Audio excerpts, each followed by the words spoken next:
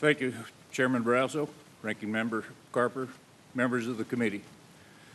Thank you for having me here today to address the federal regulations how the federal regulations affect my ranch and others across the country. My name is Niels Hansen. My family has been ranching in our area for 120 years. Today, my son is home taking care of the ranch so that I can be with you today to discuss these issues. As stated, I am the past president of the Wyoming Stockroads Association, past chairman of the Wyoming State Grazing Board, member of the National Cattlemen's Association, and I currently serve as Secretary-Treasurer for the National Public Lands Council. Our ranch covers 230,000 acres of ground in central Wyoming. It consists of private and BLM in the checkerboard land pattern. And we span over 3 watersheds. Beyond ranching, I spent much of the last 30 years working on these issues that we're discussing today in Wyoming, in Washington, D.C., and across the West. As recently as last week at the National Cattlemen's Convention, I taught a class on working with federal agencies and trying to educate people how to get along and work towards goals. In our interactions with the federal agencies, our first priority is always to identify common ground and to work together. But we are constantly tangled in a web of federal regulations. I'm here today to talk about just a few of those regulations that impact my ranch and my family. As long as it remains on the books, the Obama-era WOTUS rule continues to be a serious threat to our operation. On our ranch, we wrestle with the management of 3 watersheds. None of them drain directly into adjacent federal waters. But under the ambiguous and overreaching 2015 rule, it's impossible to know whether we are exempt or not. As a family rancher, I should not need to hire hydrologists, engineers, and attorneys to figure this out. I'm grateful for the administration has taken steps to roll back this rule and replace it with something more workable. But more work still needs to be done.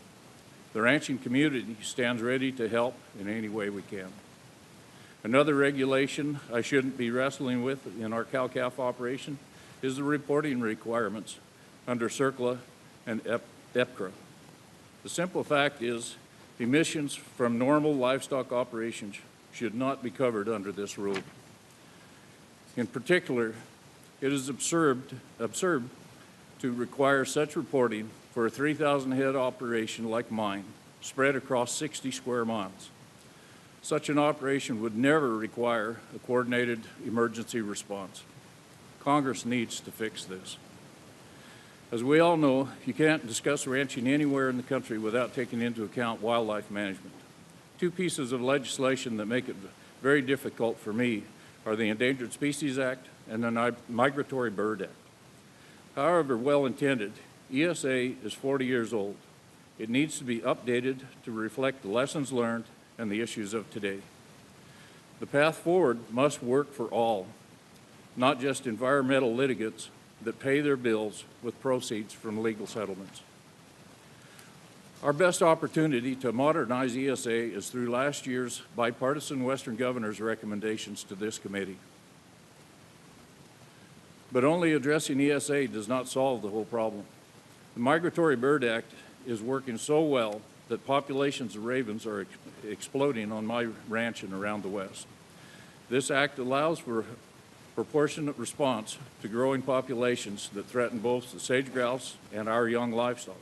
But the federal agencies are slow to grant us necessary predation authority and expanded baiting flexibility. For me, it's the ravens. In other parts of the country, the cormorants, black vultures, and other predators are the issue. In conclusion, please recognize that the ranchers are your eyes and ears on the land. We are your best tool to achieve any real conservation objectives on the ground. Turn us loose. No one is more dedicated to the health of the land than those of us who are dependent on it. Let the ranchers do what we do best. Everyone will benefit: the species, the ecosystem, and the rural communities. Thank you again for hearing my testimony. I look forward to answering any questions. Well, thank